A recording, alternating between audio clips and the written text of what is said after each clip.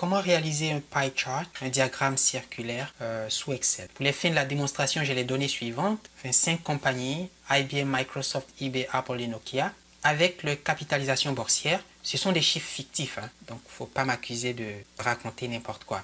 J'ai inventé ces chiffres. On voudrait réaliser quelque chose qui ressemble à ceci et qui montre d'une façon assez jolie les taux de capitalisation boursière de ces entreprises. Donc, si IBM a cette capitalisation en dollars américains, on veut savoir quelle est la part de ce montant dans le volume total du marché.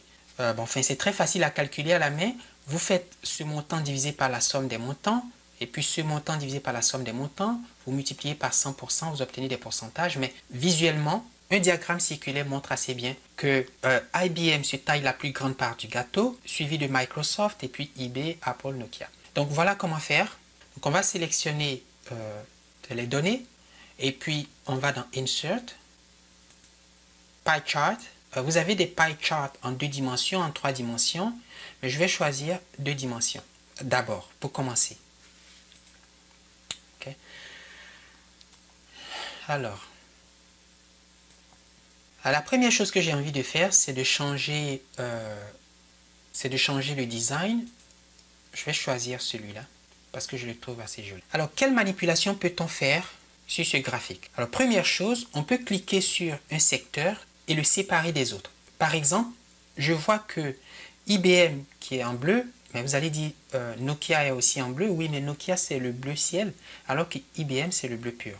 IBM a la plus grande part, le plus grand taux de capitalisation boursière, donc j'aimerais l'isoler, un peu comme j'ai fait ici. Alors c'est facile, je clique sur le diagramme circulaire et je clique sur IBM, et puis voilà. J'isole son secteur. Je peux le faire pour les autres, mais ça ne m'intéresse pas parce que c'est IBM qui est le plus important, enfin, en termes de volume. Je peux ajouter les chiffres, par exemple le chiffre d'IBM, en cliquant sur le bouton droit. Puis vous avez ici, comment ça dit? Add Data Label. Si vous regardez, c'est bien le volume des capitalisations boursières d'IBM. Je voudrais ce chiffre en pourcentage. Donc je clique encore sur le chiffre, clic droit, et puis je vais formater. Donc, je clique sur Format.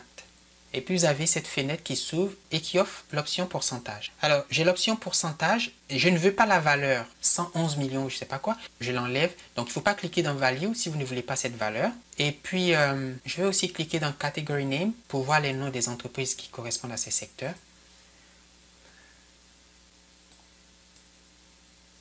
eBay. Oups, non, Nokia.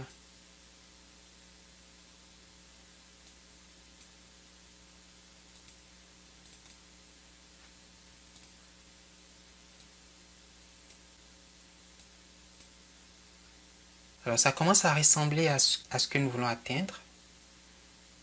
Je pense qu'il reste à transformer ce diagramme 2 dimensions en un diagramme 3 dimensions. Donc, je vais dans Insert,